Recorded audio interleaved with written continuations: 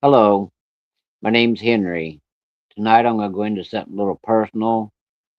It's about a haunted house that I grew up in Illinois. And this house, even from out in the driveway, it just put off a weird vibe. You couldn't quite put your finger on it, but it was just, I don't know how to explain it. It was just like you're not welcome here. But to look at the house, for it being an old house, it was a nice looking little farmhouse.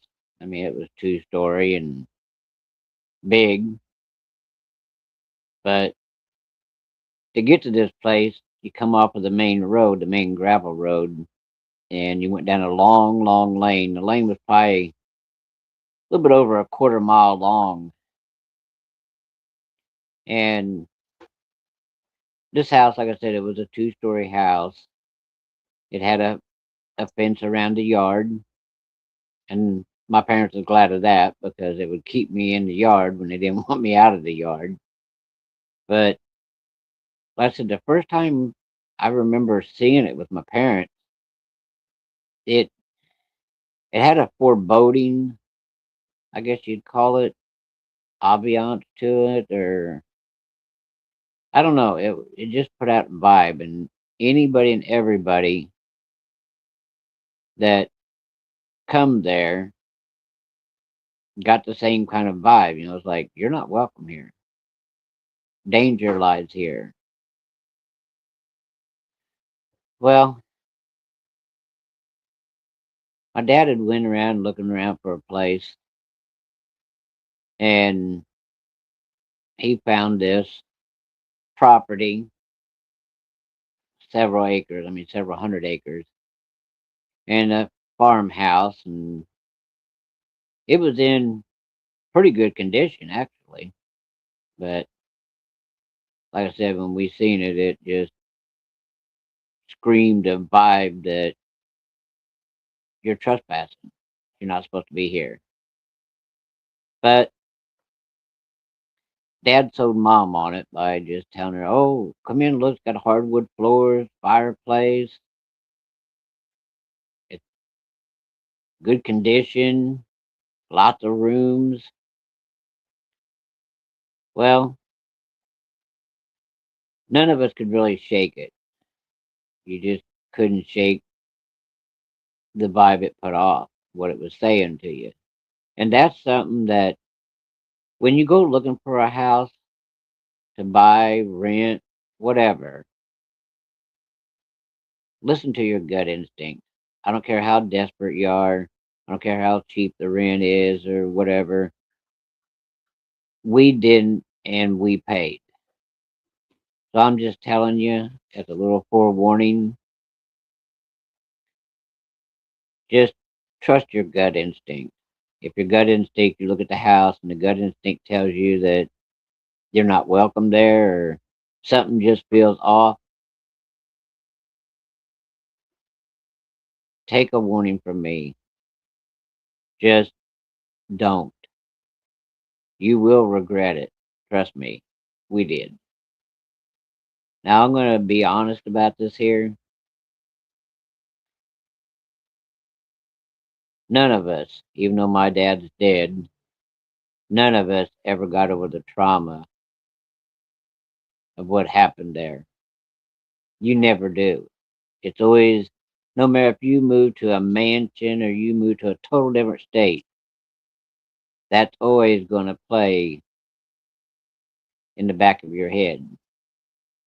It even haunts me sometimes in my sleep, which I don't get a lot of good sleep, but you know the story about that. But then maybe by me telling my story might help other people that's been through something similar to this here. Then again, maybe it might help somebody not to fall into the same kind of mistake we did. Like I said, we should have listened to our gut and never moved there. It's a wonder we didn't get killed. So, for God's sake, whatever you do, if you're going to watch this video, take heed to what I'm going to say. It ain't worth somebody losing their life over or being scarred here in the head the rest of your life just because the rent was cheap or you was desperate. There's always other places. And I wished a million times we'd never ever heard about that piece of property. This piece of property is still, even though the house is gone, the house is, the property is still just as active as it ever was. Nobody even lives there. Nobody even goes there anymore. But anyway, this is a personal story to me, and it sometimes it's a little hard to talk about, but maybe to do somebody some good. So anyway, we'll go ahead and get yourself something to drink because you ain't gonna want to miss this. The things you're gonna hear about would scare anybody to death. So get comfortable, get you something to drink, smoke you a cigarette if you need to, and sit back and listen to about what I'm about to tell you. And if anybody shows up here during the live and has a question, feel free to ask. I'll try to answer whatever questions you have if you show up. If it's later on and the live's done over with, you watch it later. You have any questions, just leave them in the comments, and I'll try to answer them the best I can. I mean, I'm always the first one to admit I don't have all the answers. I have a lot of experiences, but I'll try my best to give you any kind of an answer. Maybe if you live in a haunted house, maybe I can give you some tips. I can, tell you about what I went through. Don't know if it'll help or not, but maybe it'll help just knowing that if you're going through this, you ain't alone. But I will state this again. Calling people like Ed and Lorraine Warren and Ghost Adventures and all them, straight up, straight from the bottom of my heart, even on my little black heart, they will not come in there to help you. If anything, they will come in there to stir things up worse and then leave you there. Once they get their story, pew, they're gone.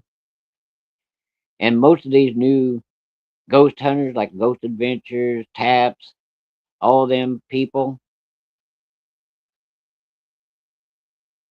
you know, they're going to come in, take your story, run off after they stir it up, leave you there sitting there to deal with it. So, and another thing too about these ones you see on TV, most of them people on there, men and women groups, they only want to go to like the Sally House. Why? Because it's been on TV millions of times. They want to go to this place that's been on ghost shows for the past 15 years. They ain't gonna come to little Joe Schmo's house. If they do, they'll send somebody out there you have no clue who in the hell it is, and they'll come out there and look around. And I'm gonna tell you straight up, ghosts do not act on cue. You don't snap your finger and they get up there doing cartwheels. That ain't how it works. So they send somebody there that you don't even know, and they walk around for 5 or 10 minutes. Nope, ain't no ghost here. Bye. That's how these people do these shows. They send somebody there to document, see if they see anything. Is there enough on there we can have a show? Will Discovery be happy about this here? Will Sci-Fi be happy about this? Will we make billions of bucks? It's all about money with those kind of people. Ratings. So that's kind of help you're going to get from them. Back when we were going through this, there wasn't any help. There wasn't anybody you could turn to. So this is my story. It did happen. The house is gone. The land is still just as evil and as active as it ever was. Ranges anywhere from poltergeist activity, paranormal activity, possession, dogmen, creepy tunnels, a creepy basement under a basement. I'll get into all this. Vehicles that start up and chase you around. If you walk out in the yard to go down to the barn or the machine shed, you'd get chased by the combine, trucks, tractors. Any equipment was out there, no matter if the keys were in it or not. So sit back, and there's even a little bit of UFO activity goes on there and in this story too. So kick back, join me for this wild ride. And like I said, it touches me right down in my little black heart because I lived it. Did I ever get over it? No. You don't get over things traumatic like that. You carry around a PTSD from things like this. Amityville Horror House? That right there is a church compared to this place. Even today, the people that live around that farm do not go there. Even though they see weird shit at nighttime, they do not venture across the fence. So let's get ready to kick this pig. Like I said, my dad found this place and a few hundred acres, had a big old nice fishing pond, lots of good farmland, flat farmland. But like I said, when we first seen it, went to take a look at it, we was standing out there in the driveway looking at the house, and it was like the house just screamed, "You're not welcome here. Don't come here. If you do, you could lose your life or lose your mind, whichever one comes first." And like I told you earlier, my mom felt the same thing as I did. Same thing my grandma and grandpa felt. But my dad talked her into it. Oh, come on in. Let's go through the gate, go in the house, look at the hardwood floors, the fireplace. Nice room, big rooms. It's all been modernized. We should have turned and ran. We should have never went there. Well, we opened the yard gate and walked in, walked up there and stepped onto the first step of the porch and then up onto the porch, and Dad unlocked the door and we went in. The closer you got to the house and once you got inside, that feeling never went away. It got worse. But in the talking, we all kind of discarded our feelings. And that was a big mistake. Well, we started out in the kitchen, looking around, and nice big kitchen. The weird part was the bathroom was just off of the kitchen. When you come through the door, you come into the kitchen. Straight past the kitchen was the bathroom. Standing in the doorway, you would turn to your right, and that would take you in a small hallway. Then there was a bedroom off to the right. Go on down. There was another bedroom off to the right. Then it went around in a hallway to another small bedroom like type room. Then you come into the living room. Then you come through that doorway right back into the kitchen. Now, once you're in the kitchen, you make a left hand turn and you're facing stairs going up to the second level. You go up them stairs, and there was kind of a long hallway there, and there was rooms on the left and on the right, and you go down a little further, and there was another room to the left, another room to the right. Come back down the stairs, and at the bottom of the stairs hang a sharp left. Take maybe about 4 or 5 steps, and there's a door there that went into the basement. Okay, now that I've taken you a mental tour through the house, you kind of got the general layout. Now, when you was upstairs, there's no way, there's no ladder, no nothing.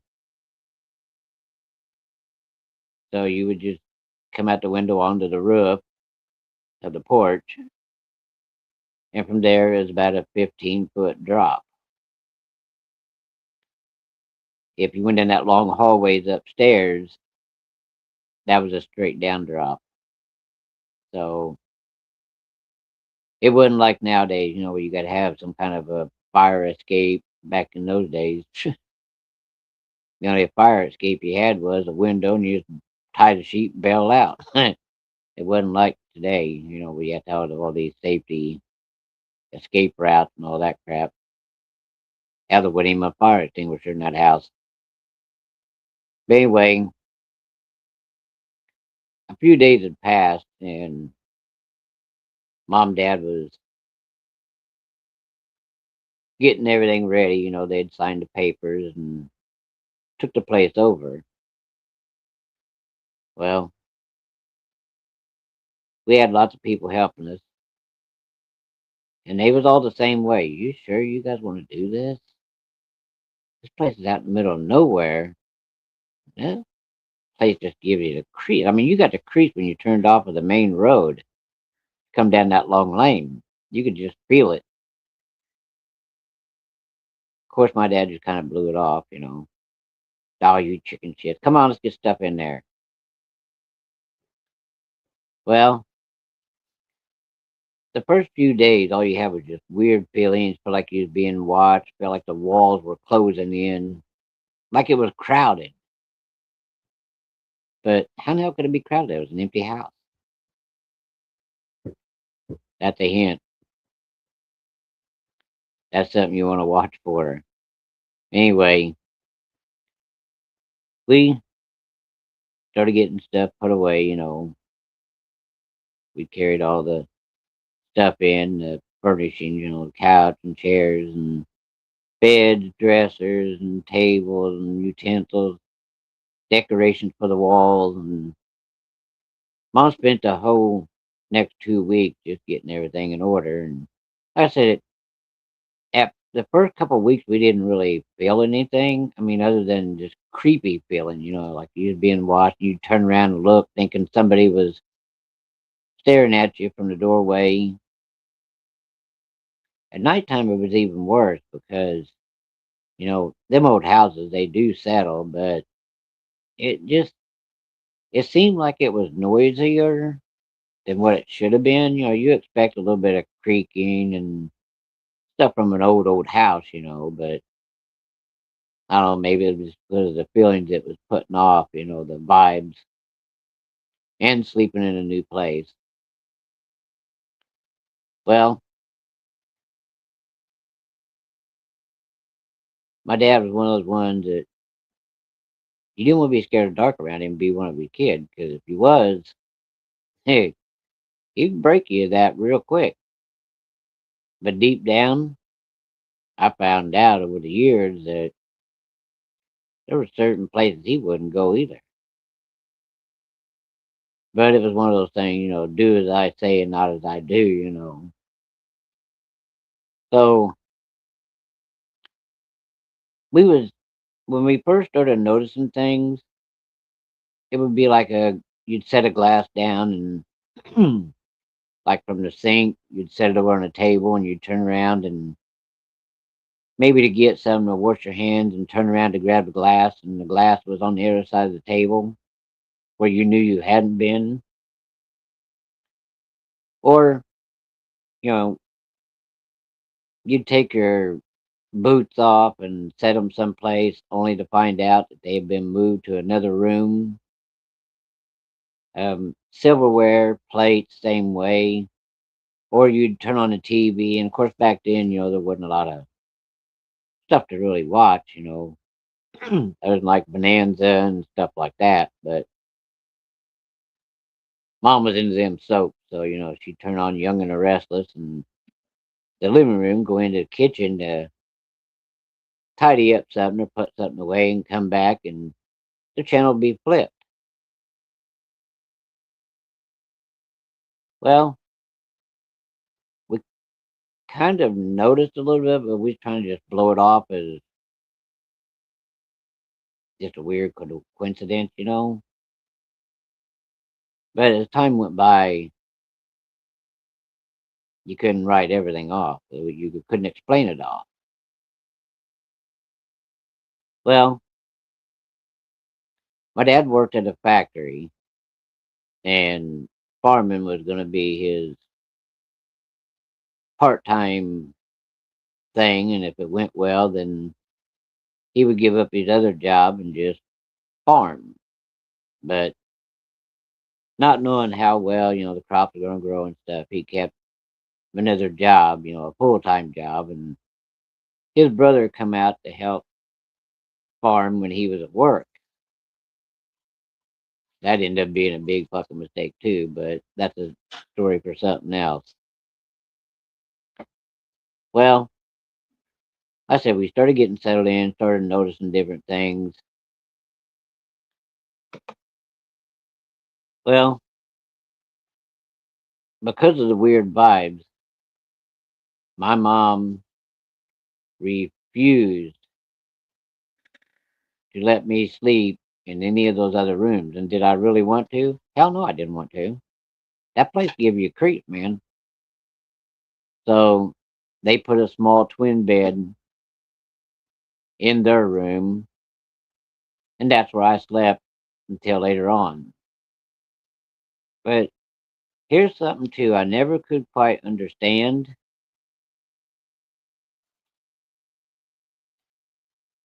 My mom and dad would just boom fall asleep. After living in this house, I never could, and you could ask my wife. I still can't just boom fall off to sleep. I may live there for 20, 30 minutes or an hour before I even go to sleep. I just can't because of the trauma of that house. But it was weird because they would fall asleep just like that.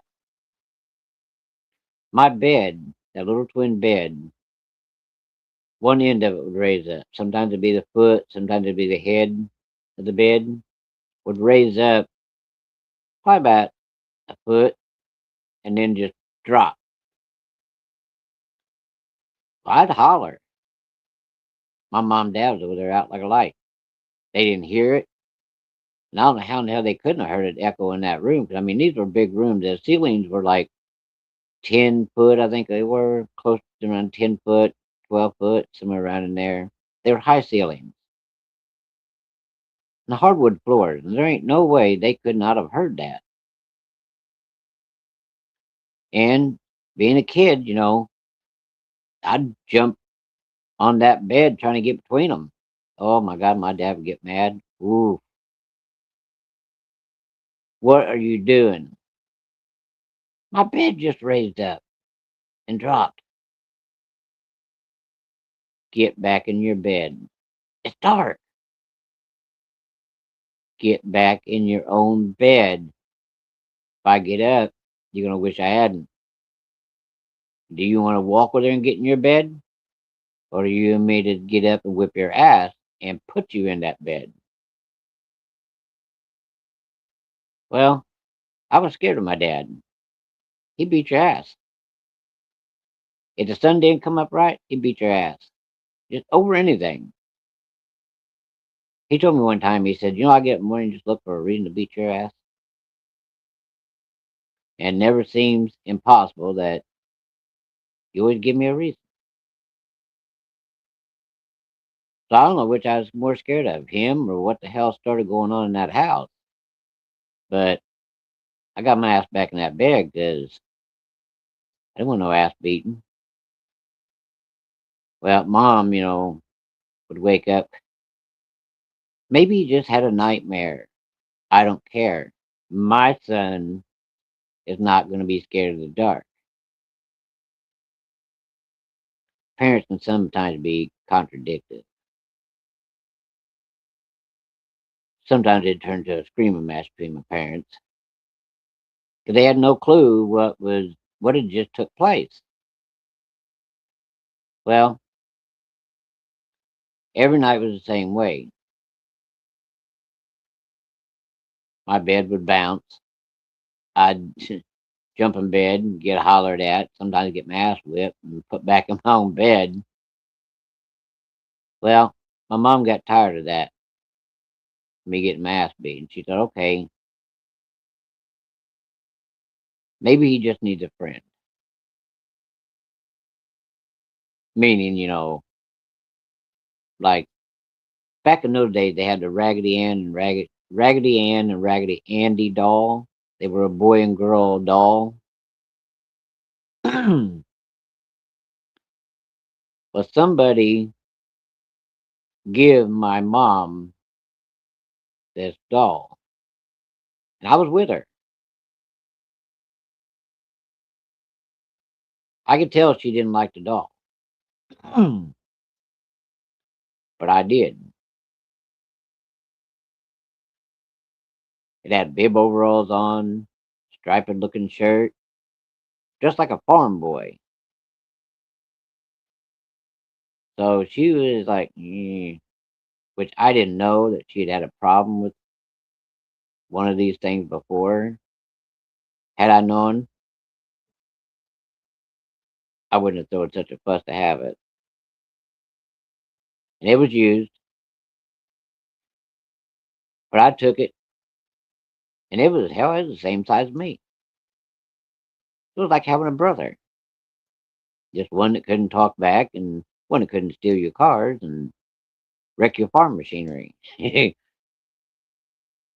Everywhere I'd go, I'd take that thing. Nighttime, I go to bed, I put it in bed with me, curl up against it, kind of like a little pig curls against another little pig. Well, for the longest time, everywhere I'd go, that little doll went with me, old Raggedy Andy. Later on, I become scared to death of that damn thing. But anyway, my dad would be like, during the day in the morning, like, hey, hurry up and eat. And I'd have that Raggedy Andy sitting there with me. I'm just going to call him Andy because it seems too long to say Raggedy Andy. We're going to do a shortcut. I'd be like, well, as soon as me and Andy gets done eating, what do you want us to do? We got to go back there, back in the 40 back there. It's 40 acres of a field. We got to go back there and dish that field. Okay, well, as soon as me and Andy gets done eating, we'll be ready. He's already dressed. I got to get dressed. Hell, sometimes I'd even dress up like that dog. Put my little bibs on and find me a striped shirt. Kind of like we was like the Boxy twins. The only was that son of a bitch was evil. I found out later. I'd go in there and get my clothes on, grab Andy and out the door and follow Dad down the machine shed. We get on that old Ford tractor and he'd back up, hook onto the disc. We'd head on out there and I'd fall asleep sometimes.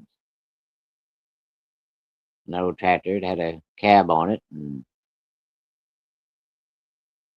me and Andy get behind the seat there, and Dad had some blankets piled up. We get back there and have me a little pillow, and I'd sit back there, me and Andy playing, and I'd fall asleep. Dad always said that tractor was the best babysitter he'd ever seen. About two rounds and I was sound asleep. I didn't wake up until that tractor stopped. Hey, well, while we'd be back there with Dad, Mom started noticing things, and it just didn't add up. She'd get laundry, round it up, set it down there on the kitchen table, and so she'd carry it down the basement to the washing machine and dryer. She'd come back, and the laundry was stowed all over the kitchen. But she'd walk through that house, walk out in the yard, and look around, thinking, "Who in the hell just did that?" Then she'd chalk it up to maybe the wind come through the door. Well, Mom started getting really a little nervous about the house, so my dad, trying to calm her down, was like, "Well, why don't you have your youngest brother come out? I'll pay him to do some chores and stuff out here, and he can just come out here and live. He's living at home with all them sisters." Well, Mom jumped on that. Besides, it would give me somebody to play with, follow around, and when I couldn't be with Dad. So she gets on the phone and she calls my uncle, and heck yeah, he went away from them damn girls. All that damn PMS shit going around. He wanted the hell out of there. So they had planned it for the following Saturday to go get him. Well, it just so happens this was in the fall during getting the crop season out.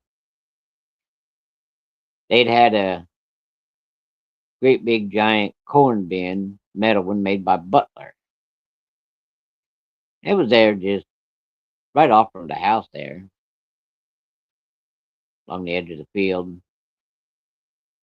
Well, they was hauling grain in, and I was watching.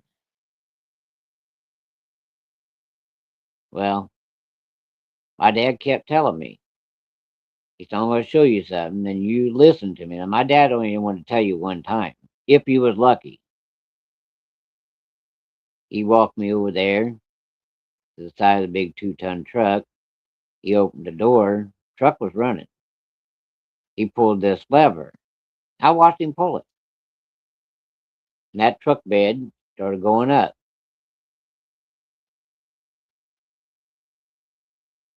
He goes, "You see how that bed's going up?" Yeah. He said, "Now let me show you something. You hear the truck running, don't you?" Yeah. When that truck bed got all the way up, he took me up there close to the edge of the frame of that truck, between the cab and the back duals. He goes, "You see that thing down there in the center spinning?" Yeah. That's called a drive shaft. If that drive shaft gets a hold of you, it will wind you up like a rag doll and kill you. Stay the hell away from that thing. Don't never ever get around this truck and go underneath there or over this. Well, that damn truck is running. He said, "Now we have a thing, and I'm going to show you." It's a big giant steel bar, real thick. He said, "If that bed is ever up like that there on the frame here," and he pulled that bar out, and he goes, "It goes right here in this slot, and it goes up to that bed. And that way, that bed can't fall down and crush you. Do you understand me?" "Yes, sir." "If you see anybody with this bed up and they're leaning over this frame, you come and tell me, and I will first tell them. The second time, I will kick somebody's ass. Do you got it?" "Yes, sir." Now, The bed's up in the air. Climb up on that frame. No, you told me not to. You whip my ass unless that metal bar thing's up there. And he goes, okay. I know you understand it because you just repeated it to me. Don't ever, ever let me catch you messing around this truck with that thing raised and that truck started. Because that truck started, that shaft is moving, and that bed is up. At any given time, that hydraulic could give out, and that bed could fall, and on that top of that thing, cut you right in half. Okay? He goes, that's all I want you to remember today. Okay. Well, my grandpa was going to go up to the house, go to the bathroom, so Dad told him to take me up there back to Mom because they was going to be doing some stuff around there, and I didn't need to be there. So I got in the truck with Grandpa and went up to the house, and he went in to use the bathroom, and I was sitting there talking to Mom in the kitchen, and I seen this guy in the living room, so I kept watching him. I was told not to talk to strangers without my parents being there, without my parents knowing it. I was watching him. He's looking, and all of a sudden he goes, motion for me to come over there. Like, I don't know who that is. But my grandpa comes out of the bathroom. He goes, "What are you looking at?"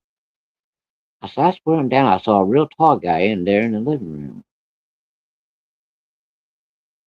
My grandpa goes, "Let's go see." So I gave him a hand, and we walked in there and didn't see nobody. So we walked into the hallway and made the right hand turn. Nobody. Made another turn and walked along there by them bedrooms. And he opened every door and looked. Wasn't nobody. So we come on into the kitchen. And he goes, "Maybe you're just seeing things.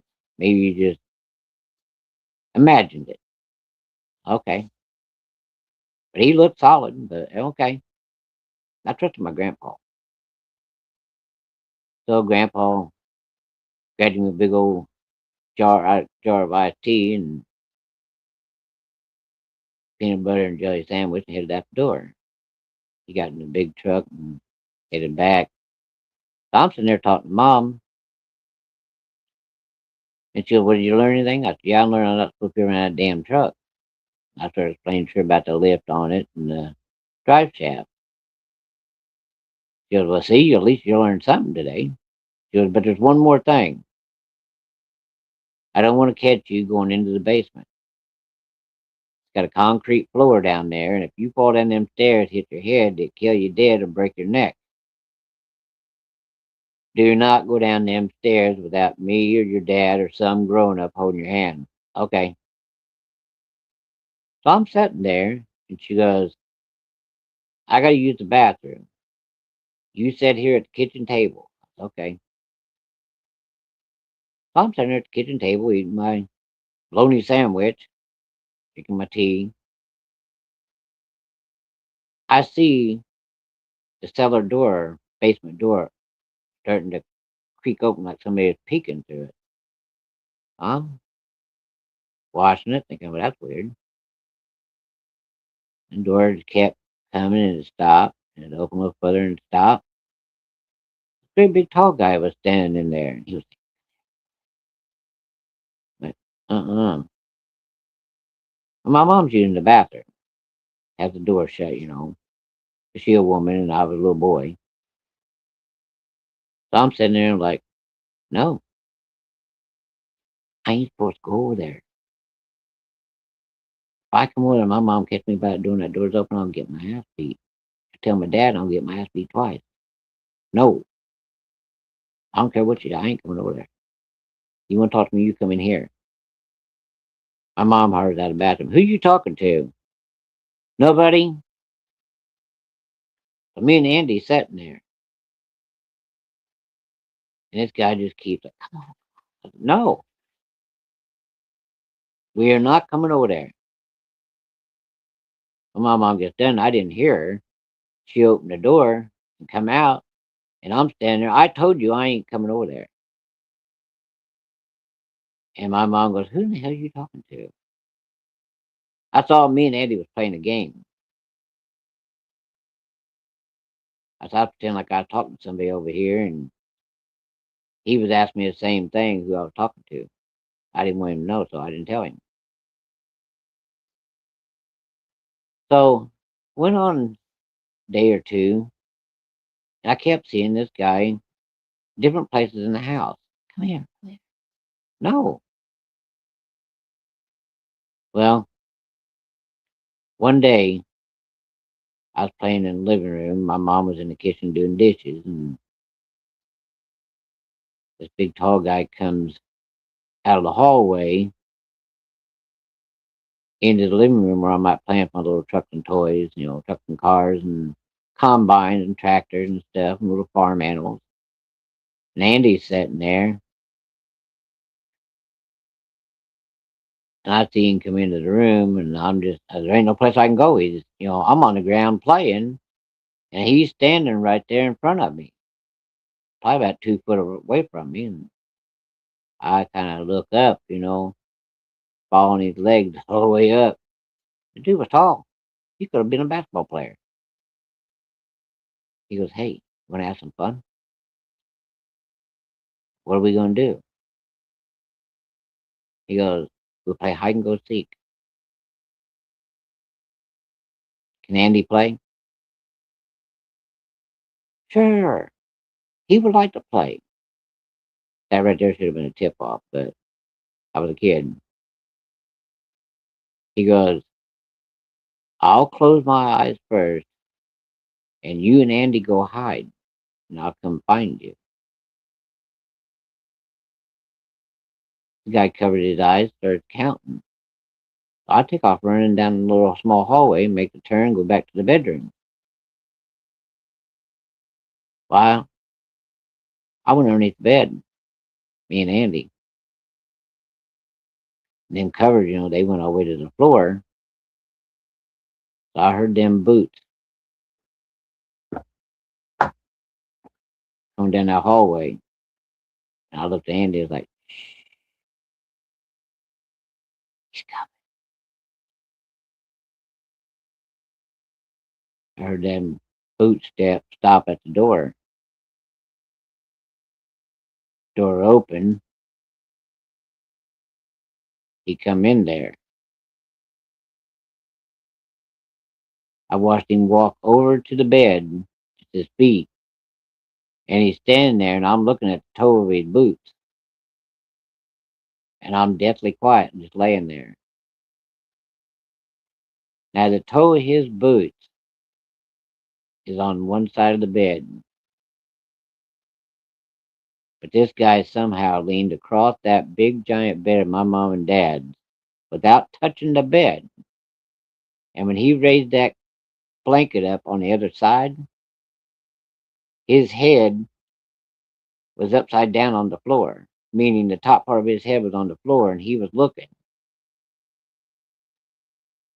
And I'm looking at his toes, and I turn and look at his head. And this guy, I'm not kidding you, had a big smile that went almost from ear to ear. Scared the shit out of me. I come out from under that bed, and when I did, there wasn't nothing in that room. Scared the shit out of me. I run to the door with Andy in tow, opened that door, and went screaming down the little hallway toward the kitchen. And I could hear him giggling. "I didn't mean it. I didn't mean it." Well, my mom comes running like, "What the hell's going on?" So I tell her about this big man that wanted to play hide and go seek and how he did it. He stand on one side of the bed, and he's like he was all the way across the bed, peeking under the bed with his head upside down. She went ballistic. "Come with me." She picked me up. Of course, I had Andy in my hand. She started toward that bedroom, and she opened that bedroom door, and she goes, "Show me." So I showed her. I said I was on your side of the bed, and his feet was on this side, but his head was on the other side, and it was like he was upside down, peeking, laughing. And she goes, it had to been 9 to 10 foot tall or taller. You got one hell of an imagination. You keep this shit up, and I'll tell your dad. Now this house is creepy enough without you adding on to it. I'm not adding on to it. She goes, ain't about time for your nap. Well, I wasn't gonna argue. I'm already in trouble. So she carried me, and I had Andy, and carried me into the living room, put me on the sofa, put a blanket over me and Andy, and me and Andy curled up there on that couch, and she had on some kind of a cartoon thing that was on. I can't remember which one it was, but we sat there. I fell asleep. When I woke up, because something was tugging on my feet, that old man was standing there at the end of that couch. He goes, hey, I didn't mean to scare you. It was just a joke. I said, you got me in a lot of trouble. He goes, well, let's be friends. I said, okay, but I can't go to the basement. Well, every day he would try to get me to go in that basement. One day I'm sitting there at the kitchen table. My mom is out on the porch. This old man come up in the basement and try to get me to go to the basement. And he kept going like he didn't hear me. So I got up and walked that away, and my mom come in, and I was standing there by that door, and that door was open. Man, did I get my ass beat. Then my dad come home, and he whipped my ass. Well, she called my dad's sister's husband, and he come out and put a latch that I couldn't reach, a double latch. He looked at me and started laughing. He goes, you know, you'd have to have two chairs stacked on top of each other just to reach that latch, either one of those two latches. And even then, you couldn't get them open anyway. So there went your exploration. I thought, that ain't funny. He goes, yeah, it is. He said, she told you not to go down there, and there you were standing there. I said, but that old man wanted me to go down there. And he goes, you kids and your imaginary friends. My uncle, he was always funny. He was always laughing at me, giving me shit. So I started laughing with him. Well, got to where you'd hear that basement door rattling, shaking like an earthquake. My mom ran out of the house. Well, one day she went out on the porch to talk to somebody. That double latch come undone, and that guy opened the door. Don't know why I did it. I don't know if I was under his spell or what, but I went down them stairs with him. He goes, come on, I want to show you something. He went over there. He moved the dryer over just slightly, and behind that dryer was a little short, small door, a little like 3 foot wide by 4 foot tall door. He undone the little twist latch, opened that door, and he said, come on, we'll go down here and play. We'll never be found down here. Well, being a kid, I was young and stupid. We had to go down 3 or 4 steps, and there was another basement down there underneath the one we was standing in. Dumbass me took Andy, and I followed him into that lower basement. Well, this basement had a cobblestone floor in it, and it was arched.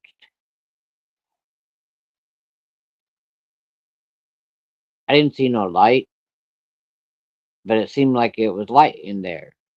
Not real bright, but kind of like a night light would be on, I didn't see no light. But I could see these cobblestones had little sparkles in them. It was nice cool in there. So we sat there and played a little bit.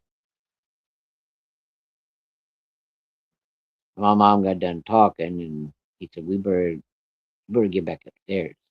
She's coming." Now, how this guy knew, I don't know. But when back up them steps, he shut the door, and then he helped me go up the steps up to the kitchen. Now he's behind me in case I fall. I'm going up there, and I got just to the top, opened that door the rest of the way, and stepped out into the kitchen. And my mom come through the other door into the kitchen. She caught me, and Jesus Christ, she beat my ass. I was, but that old man, and man, she just whipped my ass even harder. Well, I cried. You know how that goes. She told me to go in there and lay in that couch till my dad got back. She's gonna tell him I'm gonna get my ass beat again. He didn't want his ass whipping. They wasn't ass whipping. They was ass kicking. So I lay there crying, dreading it. 'Cause I knew when he got a hold of me, it wasn't gonna be good. My ass was gonna be his. Well, I dozed off. My mom come in with some Oreo cookies and a glass of milk. And she goes, "If you promise you won't go down there again, I won't tell your dad, but you're going to stay on this couch for another 2 hours." Well, hell, I'd agree to anything rather than tell him to sit up and eat your milk or eat your cookies and milk. So I'm sitting there and I said, "But, Mom, that guy, that real tall guy, I've been watching, and I know I'm not supposed to talk to strangers, but he's been out there. I've seen him following Dad and Grandpa and people around out there in the yard. So it has to be somebody Dad knows. But we'll talk about that at dinner. Now, I ain't going to say nothing about you going down in the basement, but I best not catch you. And how in the hell did you get that damn latch undone?" I said, "I didn't do it. He did. He opened the damn latches."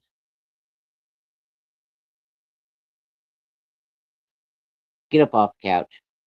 I was like, "Oh shit, I'm going to get whipped again." So she took my glass of milk and my cookies, and I climbed off the couch, and she said, "Come on, follow me in the kitchen." Went in there, and she said, "Okay, show me how you got them latches undone." She says, "All I can do to reach them." "How'd you do it?" I said, "I didn't. It was that man." She goes, "I'm tired of the imaginary friend. Show me." "Let me guess. Did you use a broom? A mop?"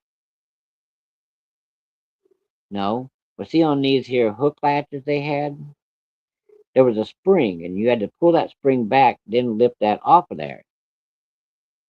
You can't do that with a broom. You have to literally grab it and slide it and then lift it."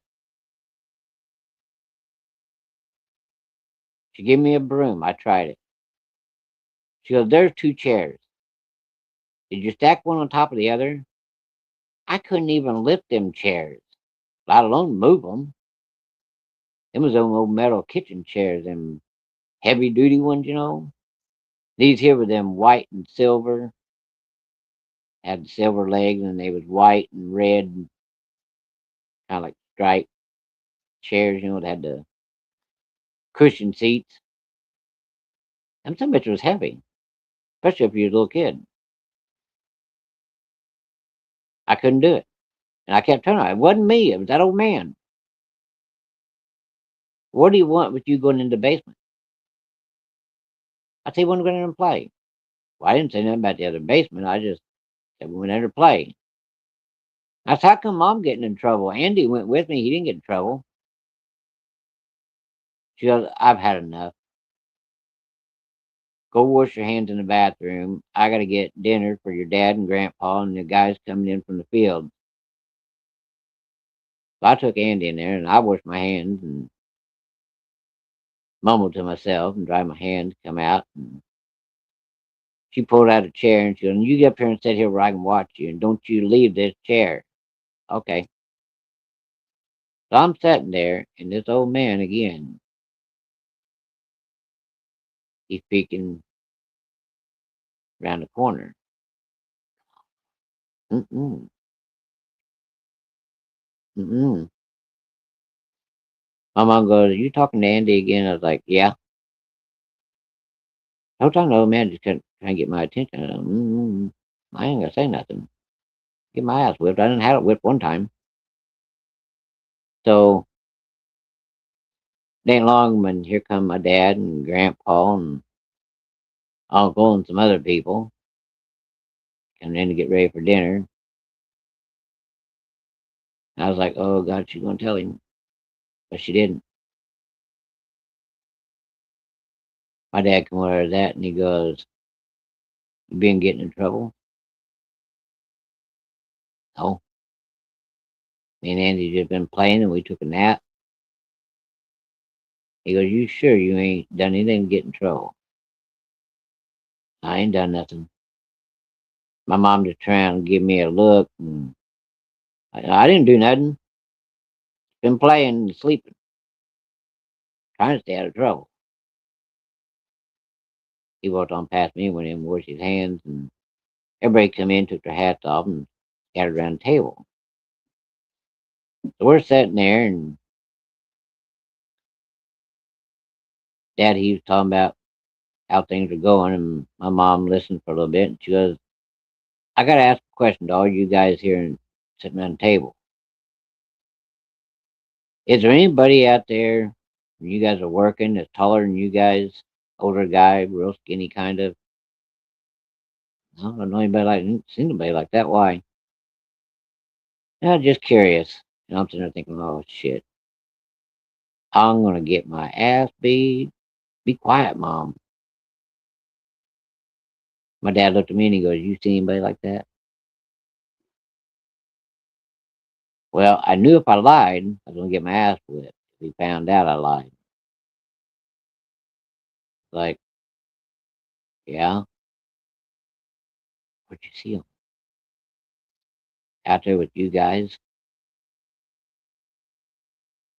Where was he at?" "He was walking around with you guys, talking." They all turned to each other. "Did you see me like that?" Everybody was like, "No." I said, "But I seen him." They like, "Must be seeing things." I was like, "Phew, dodged that bullet." Well, another day passed and they was out there working again by that bin, and I looked out there and there was that old man out there. So I told Mom, I said, "Come here and look, come here, come here." She's looking through the kitchen window and she goes, "Who the hell is that?" I said, "That's that old man I was telling you about, the one here that undone that door. One that scared me that one night."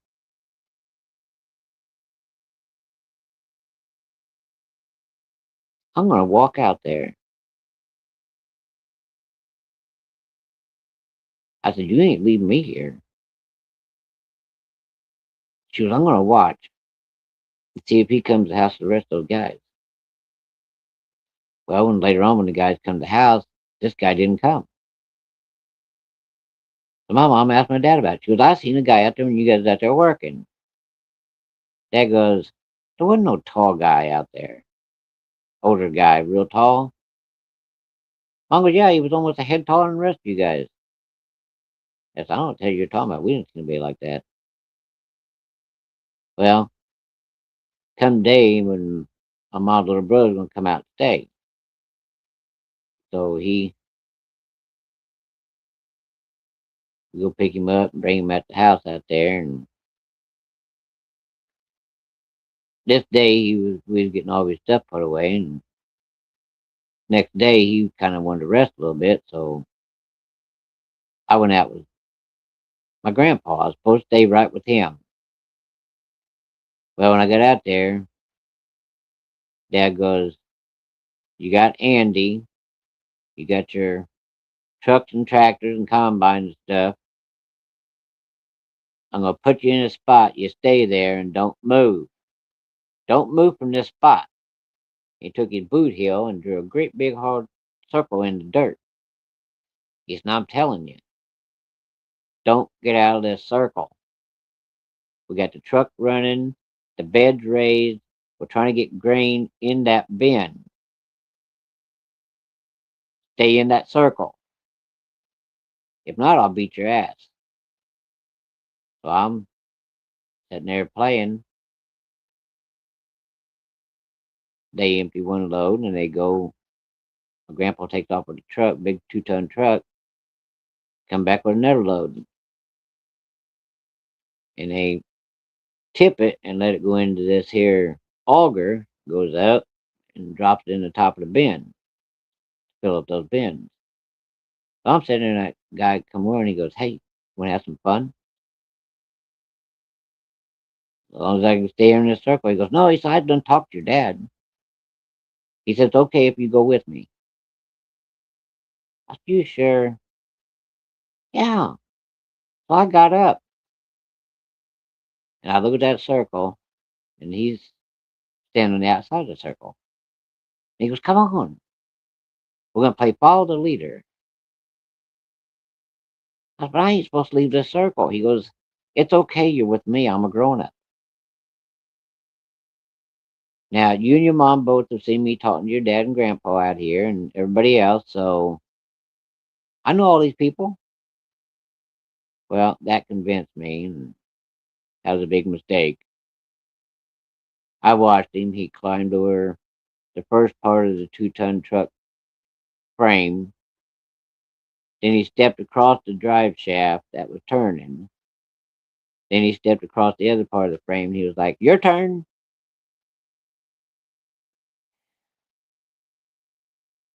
I climbed up on the side of the frame, and all of a sudden I felt something grab me by the back of the shirt, by the leg, lift me up, slammed me across her leg, and started beating my ass like beating a drum. I mean, I'm not kidding you. He beat me so hard, I couldn't get my breath. Then he pulled my pants down and was beating my bare ass. Then he stood me up, and I realized that my dad had me. Tears were running down my face. My ass was swollen and red, and he's kind of shaking me in front of him, and he's looking me straight in the eyes, and he goes, "What the fuck did I tell you? What did I tell you a few days ago? Did I not tell you about that truck?" "Yes, sir." "So why'd you do it? Did I not make a circle and told you to stay there? I made a big circle. Did you not hear me say it?" "Yes, sir." Now I'm saying this while I'm fighting tears coming down my cheeks and my ass is sore. "So why'd you do it?" I said, "Oh man," and I no more got that out of my mouth, and he turned me over his leg, and with his bare hands, and his hands was as rough as sandpaper, he was beating my ass, and I mean he beat and beat until finally he just wore out.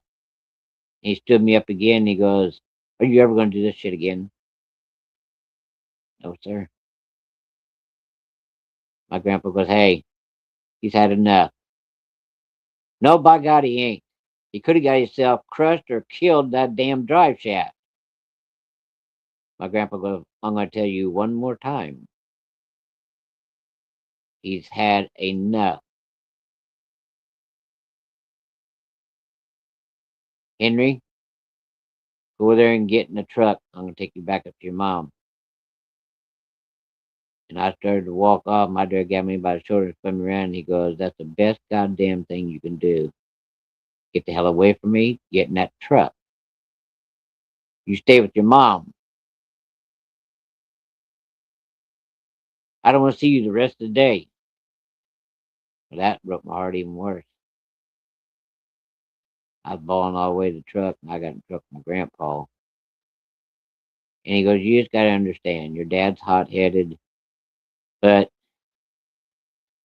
he just don't want to see you get killed. He don't want to see you get killed in front of him. He don't want to see you get killed, period.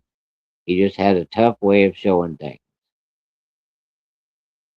You're all right now. I pulled him off of you, get you up there and get you cleaned up, and you stay with your mom. Well, little boy wants to be with his dad. But I was glad that time to get the shit away from him. Did I have it coming? Yes. Did I have it coming that kind of a beating? No.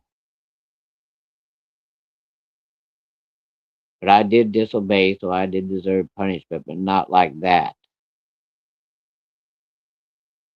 The grandpa pulled up in front of the house and he carried me up the door and I was bawling. Of course, mom come running out the door. What happened? What happened?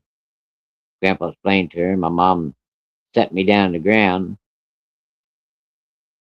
and she goes, "You're all right. But the next time you better damn well listen because you get killed around that damn equipment. Now, your dad told you, and I'll agree with your grandpa. He shouldn't have whipped you that damn hard, but you got to listen. On a farm, you get yourself killed in the blink of an eye. One slip, one mistake, you can be dead or worse." Well, that made me cry even more. But she carried me in and took me into the bathroom, cleaned me up, wiped tears off my face, the dirty tears. But I've been playing out there in fucking dirt. First took me in, set me down at the kitchen table. Thank God she didn't slam me down too hard because my ass was still hurting. Set me down there and she got me some Oreo cookies and chocolate milk. And I was sitting there still sniffling because my ass was still hurting. Trying to eat my cookies and milk. And she goes, "It's all good now. It's over with. Tomorrow's another day. But you got to listen when we tell you something. You got to listen. There can't be no mistakes on a farm. One mistake and you could be dead. Or worse. Lose an arm, lose an eye." I agreed real quick like.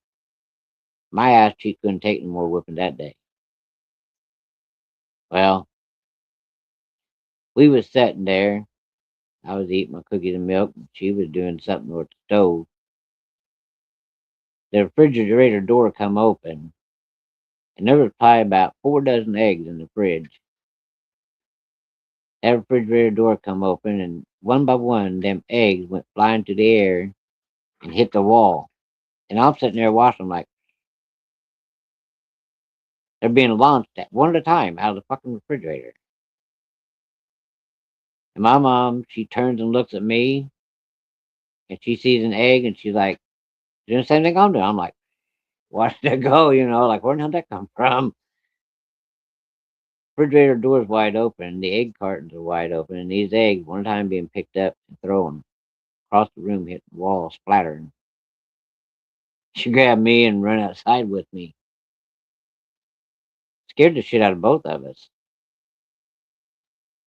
Well, Uncle Terry was still up there sleeping. He come out of one of the rooms upstairs sleeping because he heard that smash, heard that screen door slam, and he's wondering what the hell was going on. He come downstairs, and them eggs were still being launched. Fun law, he came out on the porch like, "What the fuck's going on in there?" Mom said, I don't know." So we can still hear them splat. Well, guess the run out of eggs to throw, so decided to piss on it. It was done. So when it stopped, we went back up on the porch and opened the door and peeked in there. Eggs everywhere. When I started cleaning up, Uncle Terry says, "How in the hell does that happen?" Mom said, "I don't know. This place is creepy." Well, Uncle Terry kind of blew it off. He was like, "Must be just some crazy shit. Maybe, who knows? Maybe, I don't know." So I started buddying up with him because I was mad at my dad for whipping my ass. So we was got up one morning and sitting at the kitchen table. My dad goes, "What the hell was you guys doing last night?" 'Cause we slept downstairs in the next room, but during daytime, sometimes Uncle Terry would go upstairs where he'd get away from the noise. We shared a bedroom together downstairs, just bedroom down from my mom and dad, and it's like, sleeping? Why? Sound like you guys were tearing the shit out of that room. You're lucky it was a Friday night, because had it been a Monday or a Tuesday, I'd had to come there and put a stop to it. My uncle said that. We was sleeping. My dad just kind of let that one go. I was like, uh-oh, we're going to get our ass whipped. He let that go. So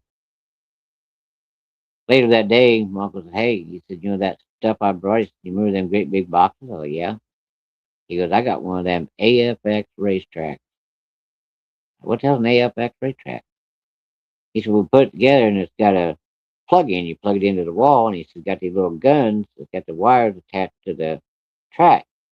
They got these little fancy cars put on there, and they got headlights, and they make noises when you hit that gun. Them track cars take off around the track.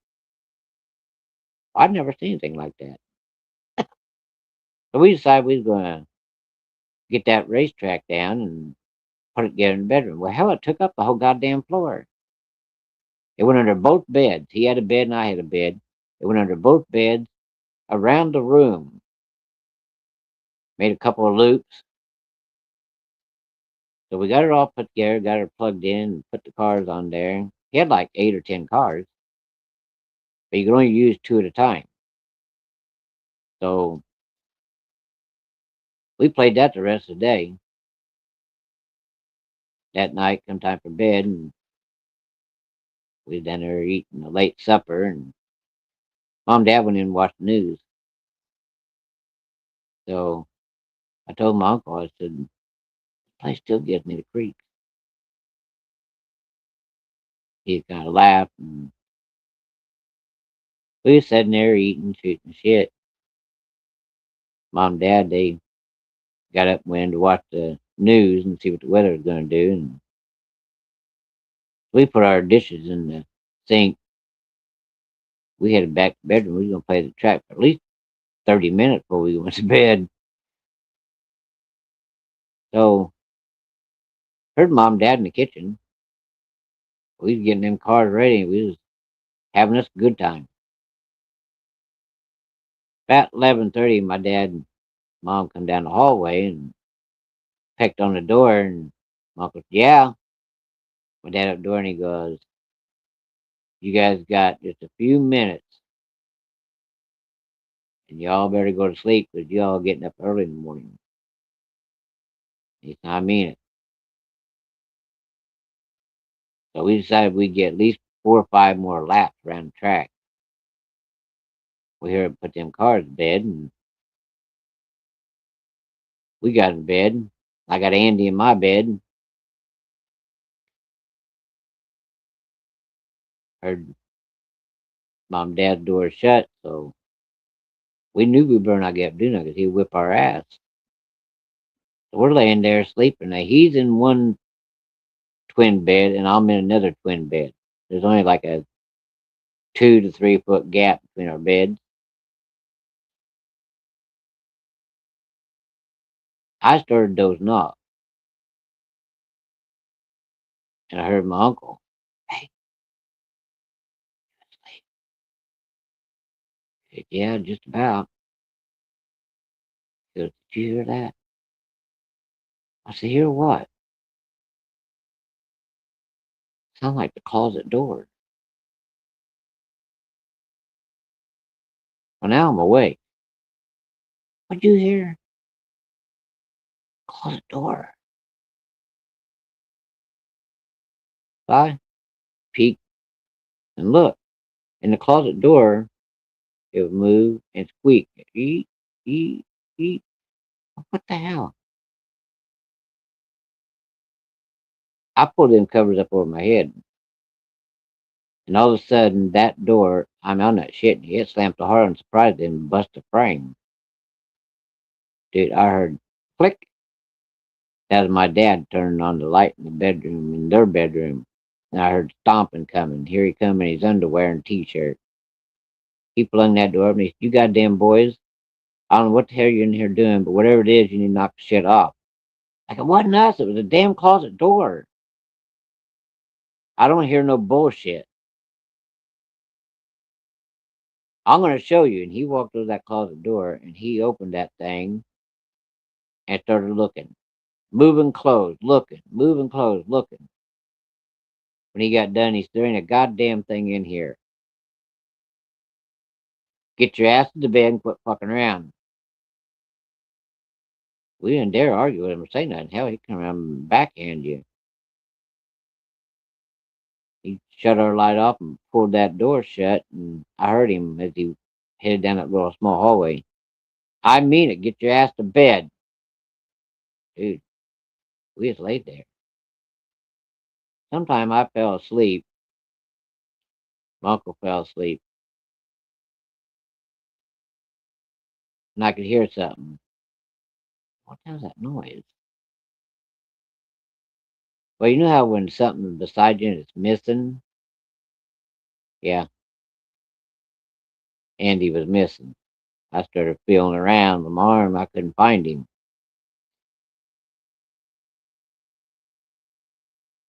I looked, and there he was at the foot of the bed, standing up on his own. And I'm trying to reach my uncle. I can't reach him. Damn near fall out of bed. And I could hear little bells on his shoes. And he was going back and forth at the foot of the bed on the floor. It was do or die time. I flung those covers off, jumped, and I belly flopped right on top of my uncle. Jesus Christ. He grabbed me and pulled me down that bed. I guess he thought he was fighting some spook or something. He goes, "What the hell's wrong with you?" I said, "Look at the foot of the bed." Andy had moved from my bed. Now he's at the foot of my uncle's bed, going back and forth, and you hear little bells. Jingle, jingle, jingle, jingle, jingle. My uncle looks, he hollers, and I'm like, "Oh, shit. Well, at least I get dad in here." Andy run across the floor into the closet, slams that door, and I heard the light come on my dad's bedroom, and I hear him coming down the hallway. He opened that door, and there I was, me and my uncle in his bed, up against the headboard. Said, "What the frick are you guys doing in here?" "Andy's in the closet." "That don't excuse what the hell are you guys doing? What the kind of goddamn noise you making in here?" "It's Andy. He's running around the damn bedroom." My dad went and opened that door, looking there again. There wasn't nothing in there. We escaped getting an ass beating just about the width of a hair. He chewed our ass and said if we had to get up one more time, he was going to beat the shit out of us. He shut that damn light off and slammed that door, and he went back to bed. We're stuck in there with this son of a bitch. Now I'm scared. My uncle said, "Well, at least you just sleep here beside me, and we'll just watch around." That freaking door come open, the closet door, the one my dad had just looked in. Andy come out laughing. And we see him coming out of the closet. He's walking, just walking like a person toward the bed we're in. That friggin' bed with both of us in it levitated off the ground and then dropped, levitated again and dropped. It did it about 6 or 8 times. Now us two guys, we're screaming. We are scared shitless. We're at the mercy of this damn clown doll that's chucking our bed up and down. This went on for a good hour. He'd bounce our bed, then slide the bed, then it would bounce again and slide again. Now, here's the weird part. My dad heard all the other noises, but him or mom, neither one was hearing this going on, just the next bedroom over. We couldn't run because the bed wouldn't sit still long enough for us to bail off without getting hurt. And the whole time, this damn clown doll's laughing. He's not got the bed shaking it. No, he's standing there and the bed's going up and down by itself.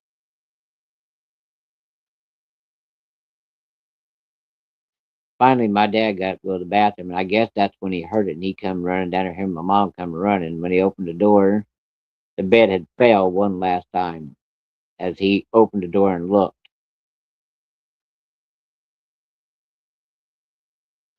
What are you guys doing in here? The bedroom was just a fucking mess. Get your asses up. Get your asses in the living room. Take your pillows and your blankets. You guys are sleeping in there. Make pallets on the floor. You're sleeping in there. If you can't leave the damn beds and stuff alone and quit acting like fools, get your ass in there and sleep on the floor. Hey, that's fine with us, man. We want to fuck out of there. At least we're going to be away from that damn clown doll. Well, he shut that bedroom door and we went in. And we was glad to sleep on the floor. Hell, that shit. Just not sleeping in there with that bastard. Well, things went from worse to even worse. Next day, we got up, and my dad was one of those.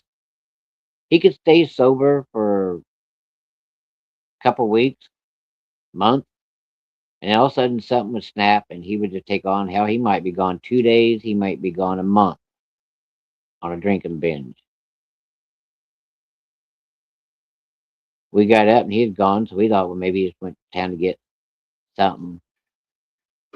So we decided we was gonna go fishing. So we go down to the machine shed, and we'll get poles and stuff, and fix some poles. And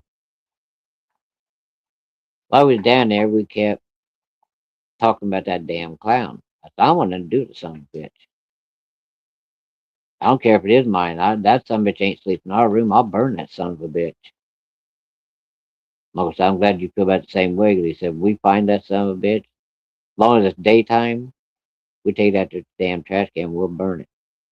That would have been a big mistake, too. That son of a bitch was possessed. That'd have been turning it loose everywhere. We're working on fishing poles, and the big pond was just a little ways from the machine shed. Well, we go down and go fishing, sitting there talking under a shade tree, fishing, catching nice little bluegill and crappie. Uncle said, you know, it's so peaceful down here. I don't know. I don't want to go up there and sleep in that house. Maybe we should just sleep down here. So it wouldn't be so bad, but at nighttime the mosquitoes get a little bad down here. He kind of laughed. It was a nervous laugh, but he was laughing. Well, we took our fish up the house to clean them because Dad always said, you know, if you catch a fish, as soon as you catch it, either release it or if you're going to keep it, you're going to clean it. Nothing goes to waste. So we took the fish up to the house, and Mom helped my uncle clean them, and we was going to have them for supper. My mom asked us, since Dad wasn't home, if we'd go take care of the chickens and the pigs while she cooked the fish. Yeah. We went and got to feed and fed the chickens and the hogs. So it'll be a while before supper's ready. So once you guys take the truck, run back in the pasture there and take the old truck and make sure there's hay out there for the cattle. So my uncle didn't have a driver's license yet. So hell yeah, he'd do anything to drive. So we went out to the machine shed and got the pickup out. And went way back there in the pasture and checking the cows. Made sure they had some hay out there. And didn't have to count them or nothing. So we got done. Of course, we weren't gonna go straight home. We kind of drove around the farm a little bit on them farm roads because my uncle he was getting all kinds of experience being like old Mario Andretti. And Dad wasn't around, so my uncle was having a little fun in the pickup truck. I sure tell wasn't going to tell because I didn't have my ass beat. I didn't need that anymore. My ass still sore. So we had done playing around, went back at the house, and Mom goes, "You guys check cows?" Yeah. What took so long? Like, well, we wanted to stick around and make sure all of them was up there eating.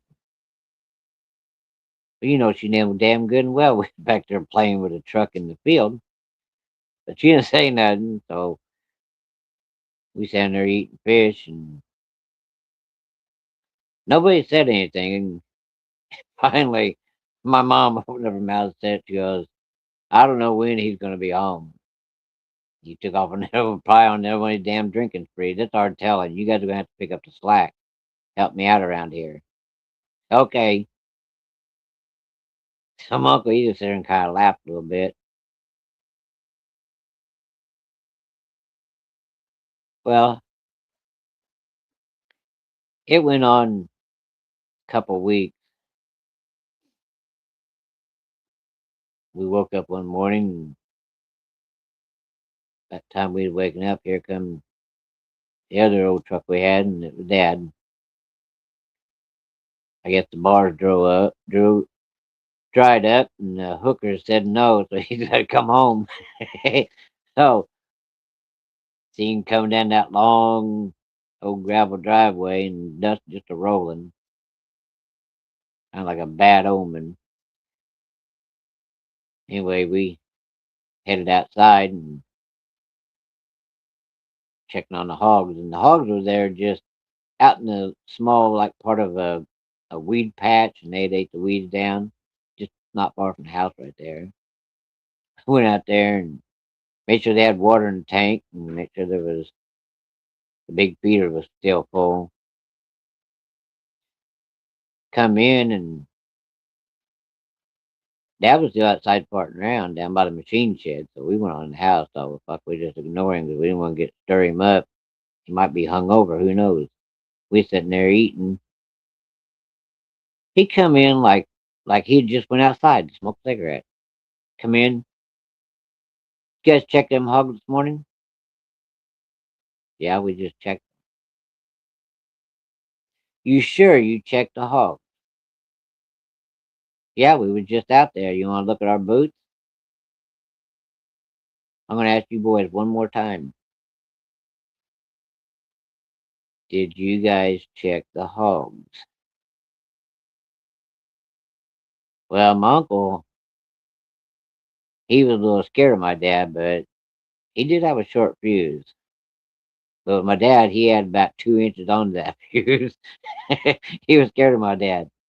So my uncle finally slammed his fist down the table and he goes, "We've checked the goddamn hogs and we fed them." My dad goes, "And you're a goddamn liar too." My uncle kind of backed up like what? Dad goes, "You two boys get up away from that table." I was like, "Oh hell, we're gonna get the shit beat out of us. Get your goddamn boots on, follow me." We slid our boots on, looking at each other like, "What the hell's he talking about? We were just out there." We got our boots on and followed him out there. And as he made the corner of the house, he goes, "Show me what goddamn hogs. Where are they at?" And we just been out there a few minutes ago. The hogs were gone. The hog wire was gone, the hot wire. The cattle panels were gone. The steel posts were gone. The feeder was gone. The hog houses, the water was gone. Everything was gone. It was nothing but flat earth. And I'm looking at my Uncle Terry, it's like, what the fuck? And my uncle, he's sitting there, he's like dumbfounded. He's like, my dad goes, where in the fuck is the hog? What are you going to say? We were just out there and checked them. Now they're gone. There ain't shit there.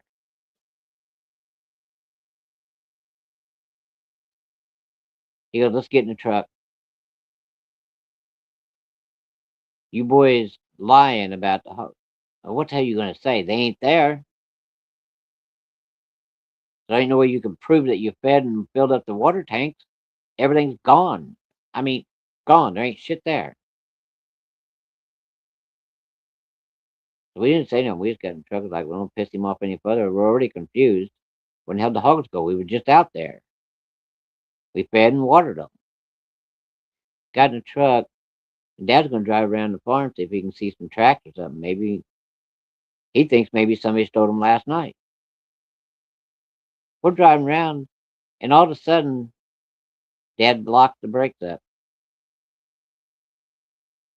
He goes, how'd you get these goddamn hogs all the way back here? Like, what are you talking about? And he points, he goes, over there, look. And them hogs are standing there, and they ain't moving. They're just in one spot like they're froze. The pen is set up like it was at the house. The feeder's there, the water is there, and these pigs ain't moving. They're just standing in one spot like they're frozen time. My dad opened the truck and he goes, come on, you guys.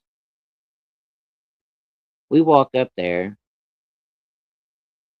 My dad stepped across the fence, and them hogs are not moving. They're just standing there, but their eyes are blinking.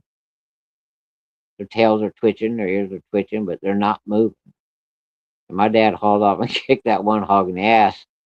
It was like, what the hell happened? And then all the hogs start moving around the pen.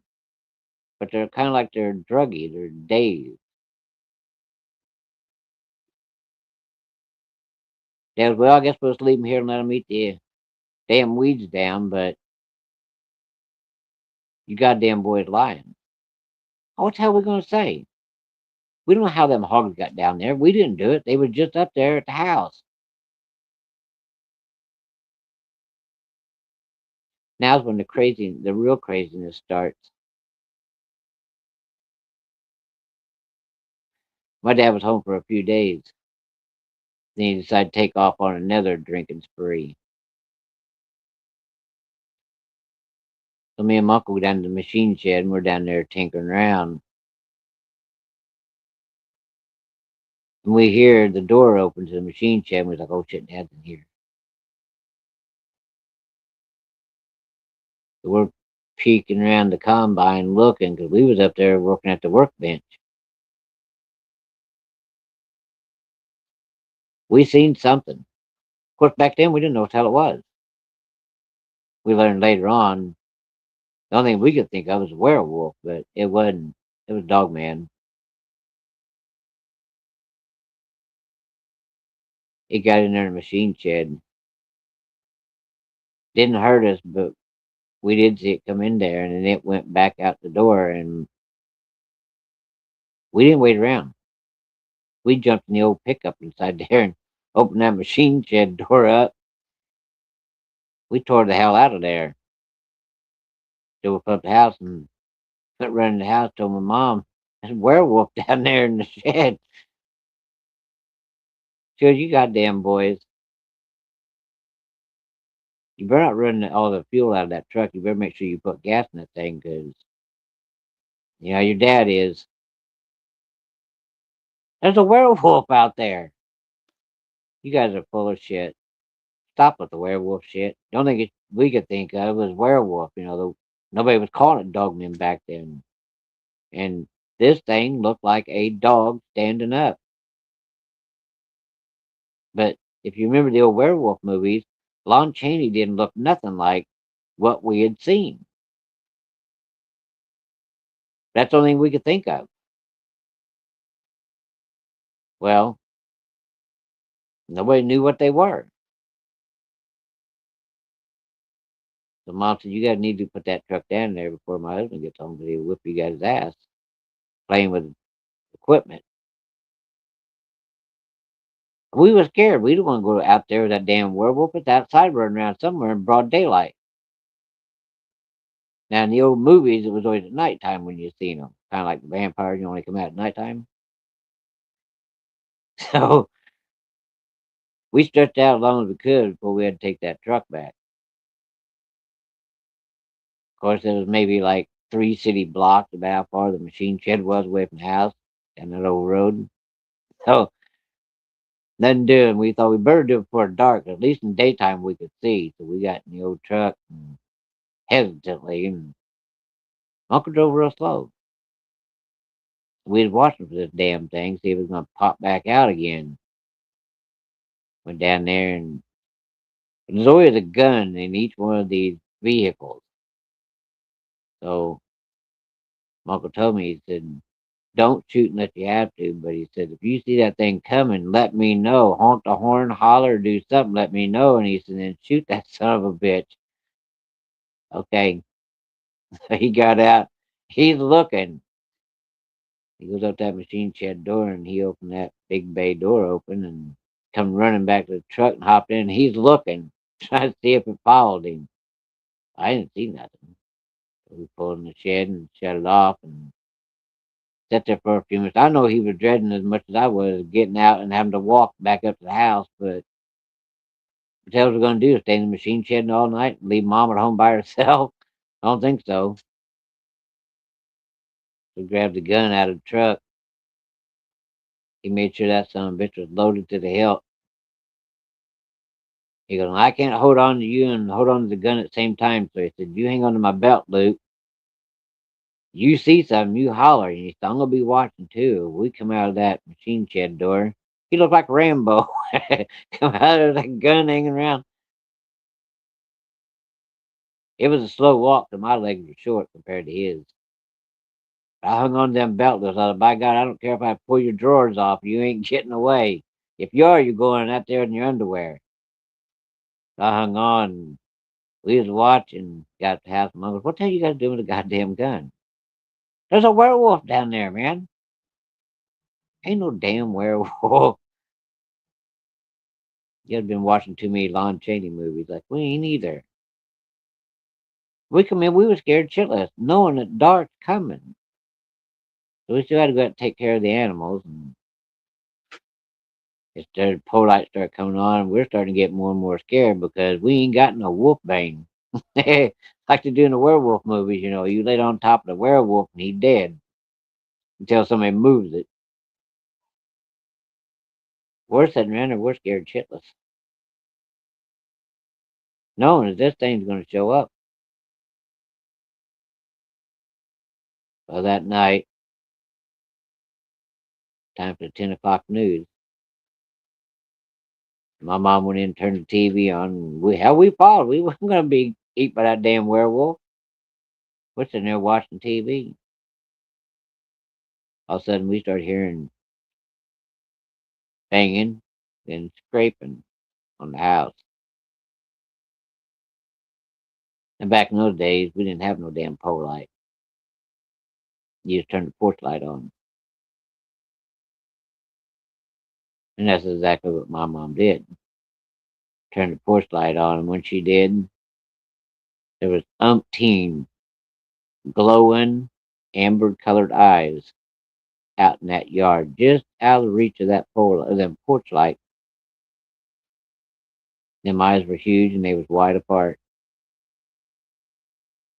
And of course, we both stared at him. "We told you we seen a werewolf, and now he brought his whole damn pack back." Well, she's trying to stay calm. She shined the flat, big old spotlight of ours out there, coon hunting light. There's about 10 or 15 of them out there outside of the yard. She didn't know what the hell to think either. She ushered us off the porch back into the house and started locking doors and closing windows and closing blinds. Like that's going to keep them out, but it's the best you could do. Need to say that night, my uncle had a gun in his hand, shotgun pump. My mom had a shotgun pump in her hand. We stayed in the kitchen. I don't care how tired we got. We stayed in the kitchen. About 2 o'clock in the morning, Mom thought she heard Dad outside. So she woke my uncle up. I was already awake, and we opened up the kitchen door to go out onto the mud porch and turned the porch light on and looked. There was one pickup truck, two of our pickup trucks. Dad had the third one, so it was gone. There was the Ford tractor. There was a 2-ton truck, the combine, and another tractor of ours, an old International, driving around and around the house.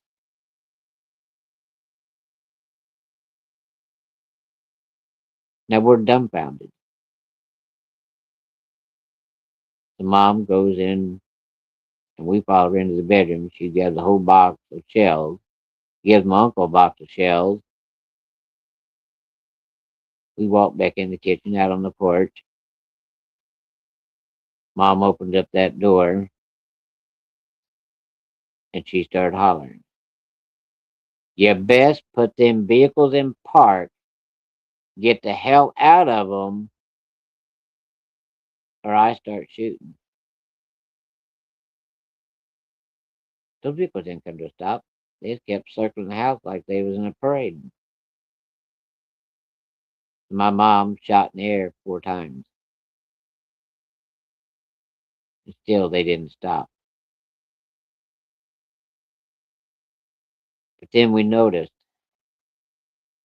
as they was going past, there wasn't nobody on the tractors. There was nobody in the combine. There was nobody in the 2-ton truck driving it. There wasn't nobody in those 2 pickup trucks. It was like they was driving on their own. That rattled us. We run back in the house, shut the doors, locked them, like that was going to do any fucking good. This went on until about 4 in the morning. And every time we'd take a peek out the window, you'd see these dog men. Just catch glimpses of them. And you'd see them amber colored eyes blinking, watching. Then the house started in. It was like the house wanted to scare you to run outside so that whatever was outside could run over you or kill you. The dog men could kill you. The dog men, the vehicles outside were acting up to keep you inside. You didn't stand a chance. We decided to stay with cover. And so we stayed inside. This went on until about 5:30 in the morning. And then all of a sudden, the equipment just stopped right where it was at. But nobody got out of it. Some of the equipment didn't even have the keys in them. Some of the equipment keys were down hanging in the shed still. Because about 9, 10 o'clock that morning, we went out there and checked every piece of equipment. And some of them had keys in them, some of them didn't. So how in the hell did they start? Don't know. Well, then we was going down, me and my uncle down to the machine shed one day after we got all the equipment finally put back. Down walking down to the machine shed one day and seen what looked like a wolf on the opposite side of the road of the machine shed, and that's where we was headed to, then to get that pickup truck, put feed in the back to go take the hog. It run from the machine shed across the road over into the brush. We watched for a few minutes, but didn't see it where it went to. We was hoping maybe it was gone. We went down there and opened the machine shed and locked the door and went in, shut the door and locked it. Marco went and checked the oil and the fuel in the pickup truck, and we started putting corn out of the elevator thing in there and filling up buckets, putting them back in the truck, closed the tailgate, and told me, he said, "You get in." He said, "When I do this, start the truck. That's it. Start it. Don't do nothing else." Okay. So he went over to those big bay doors and he looked at me. He said, "You ready?" I was like, "Yeah." He flipped them doors open and they was hard to push, but he flipped them over. That's how scared he was. And he went like this, so I started and he come running back and jumped the truck. So we pulled out and you have to make the turn to right to go up to the house. Made that turn. Yeah, we seen where that dog man went. He come back across the road behind the truck and headed toward that machine shed. My uncle, he can get the hell out of here. So we hauled ass the house, started feeding pigs because we had moved the pig pen back up there by the house. We sat there feeding them and walking around, and Mom was looking out the window, and finally she come outside, and she's like, "What the hell are you guys looking around for?" "Damn dog man, I was down there by the machine shed again." "Are you sure?" "Yeah, I thought they only come out at nighttime." "Is that what you guys said about werewolves?" "Well, that's what they show in the movies." Hell, we didn't know. So we're emptying feed out, get back in the truck, and drive to the house. And Mom goes, "You guys might as well take the truck on back."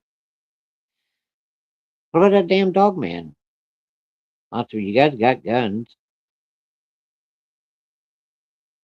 So we reluctantly took the truck down there and put it back in the machine shed and got ready for that night. Right on cue, the house started in first, acting stupid. Pole light come on.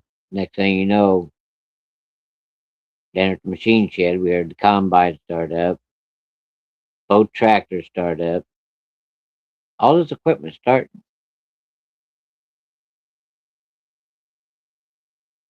The dog men were out past the yard. You could see them cut across. It wasn't completely dark yet. These vehicles come up the road, the tractors, trucks, combines. Round and round the yard they started going again. The scraping on the side of the house, heavy breathing, ungodly screams out there. Plus the house was acting up. This went on until daylight. Then all of a sudden the equipment just like somebody turned the key off, shut it off. Nobody ever got out. Well, the porch light went off because the sun started peeking real good where you could really start seeing color. The house settled down and we fell asleep. And that was the way things went on for quite a while. Well, my dad come home and found us all asleep in the living room floor with guns laying around, ammunition, box of ammunition. He wasn't too damn thrilled about it. We tried to explain to him what had been going on with the house and the equipment, and now these damn dog men. I don't know if it's because he was feeling guilty about outrunning with the whores and the goddamn drinking and whatever the hell else he was doing, or if he just thought we'd lost our friggin' minds. But he told my uncle and my mom to get the damn porch cleaned off, and he was taking me with him so I wouldn't be in their damn way. And he wanted me to show him this damn werewolf. They don't act on command. You're going to show me or else. Well, got in the truck and headed down to the machine shed, and he said, "You got a gun? Get the gun from behind the seat." So I got the gun from behind the seat. You say you went to the machine shed? I said, "But that's been a few days ago." Well, if he went in there, he should still be in there.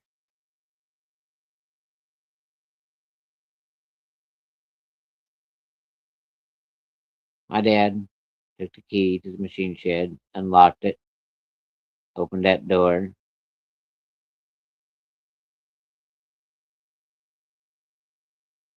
and he told me, "I'm going to you stay in the truck with the doors shut and locked. If they're real," he thought it was a pack of dogs, "you're going to be safe in there." He took and opened that machine shed door and went in there. He shut that machine door behind him. But there was one in there inside the machine shed that I didn't know and he didn't know it was in there. And when he slammed that door shut, he scared it.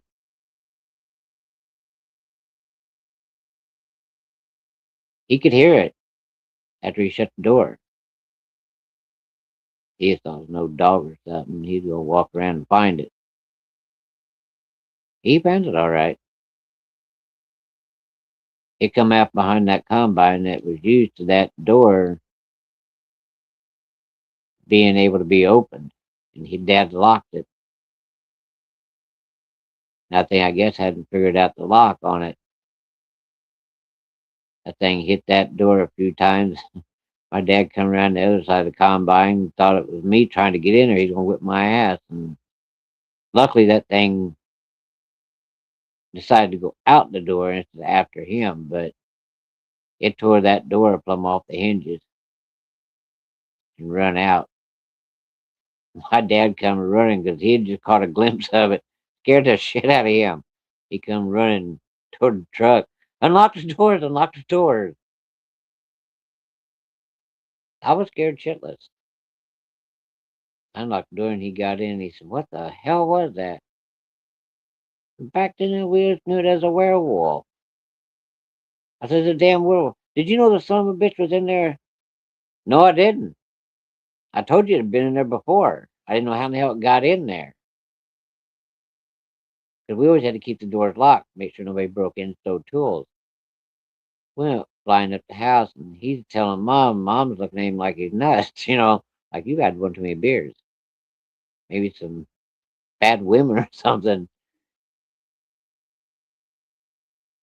He goes to my uncle and he said, "Do you know anything about this?" My uncle said, "Yeah, we tried to tell you before, but you wouldn't listen."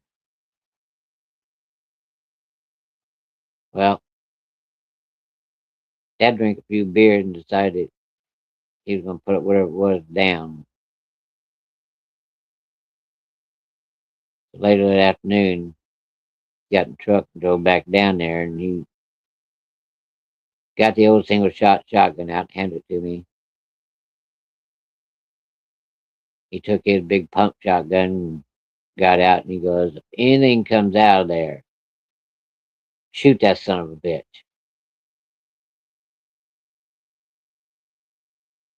He went back to the shed door that was just barely hanging on. It was a house looking door. And he's telling me, "You stay in that truck." I said, "Okay." And he could hear it in there again. But now this time there wasn't just one. There were two of them in there. He snuck in there like he knew what he was doing. And I guess from what I understood, he went all the way up to the front of the machine shed workbench.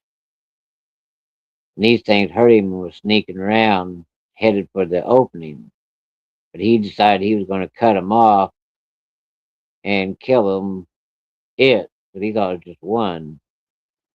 But them big bay double doors that you open for the combine to go in, Dad got to the house door before they did. They was coming out of there. They knew what a gun was. They hit them double doors and tore both them some bitches plumb off the damn wall. My dad coming running, all of a sudden, boom, boom, open the goddamn door. I'm opening the door and he climbs in. He goes, there was two of them, right? Yeah, there was two of them. He goes, what in the hell are they? Told you werewolves. You wouldn't listen. Now do you believe me? Well, he's like, can't. I don't know what the hell you call them. They look like upright walking wolves. Now do you believe us? If I hadn't seen it myself, I said, wait until tonight. They had the whole damn family up to the house, and that's when the damn equipment starts driving around acting crazy. Nobody's driving it. Now, I've seen those, so I know that's real, but that other shit, you guys full of shit. About nighttime, all the equipment started up and come up that old road by the house, started going around that house. You could see them dog men walking around out there around the outer perimeter of the yard. So now it just wasn't me, my uncle, my mom. My dad had a shotgun, and we was all in the living room floor again, peeking out the window, watching all this shit and activity go on. Well, my dad got the bright idea. He's gonna make a run to the machine shed. Yeah, he stepped outside all right. And that equipment come right up to the porch, chased him right back in the house. He didn't go back outside that night. Next morning, when we finally got up about 10, 11 o'clock, because we were so damn tired, he went looking at each one of the house windows before he stepped outside.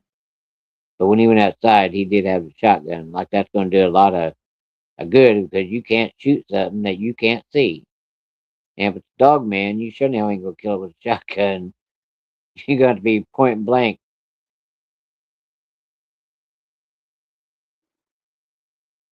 The house kept acting up.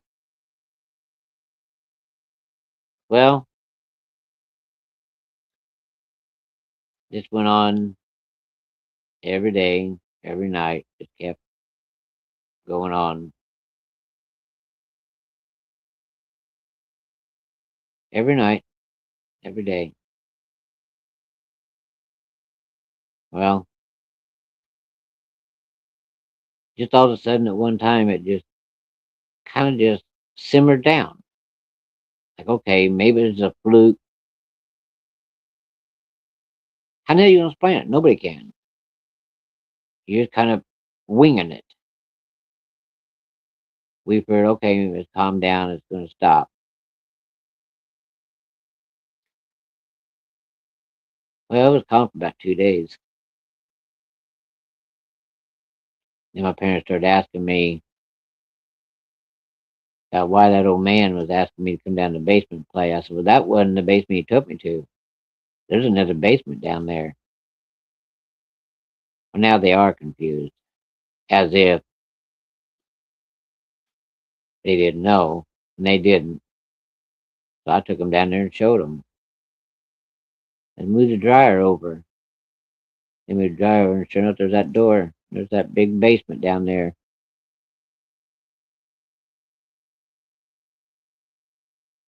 They said, well, we didn't know anything about this. Yeah. What'd you guys do down here? You played with toys?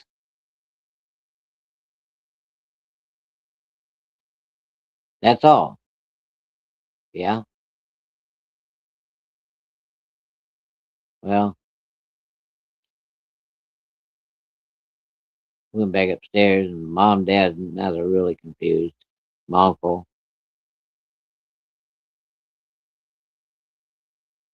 So we're still getting ready in case shit starts happening again. Well, I think I've kept you guys here long enough tonight. I'll finish the rest of this in the next video. If you like it, give me a thumbs up. Leave me a comment. If you got a question, ask. No problem. I'll try to answer the best I can, but I'll finish the rest of this. It'll probably take 2 or 3 sets. Because this all didn't just happen overnight. So if you got any questions, you can ask. Leave me a message. I'll answer it. Or I'll try to answer it. I don't have all the answers, but I'll try. Well, I'm going to get up here and have a smoke. And I'll catch you in the next video about this. I tried to squeeze as much as I could into this one here, but it's a little difficult to talk about. But I'll catch you in the next one on it, and we'll finish. See how much further we can get before I run out of time again. Thanks for watching, and I'll catch you on the next one, part 2. Thank you.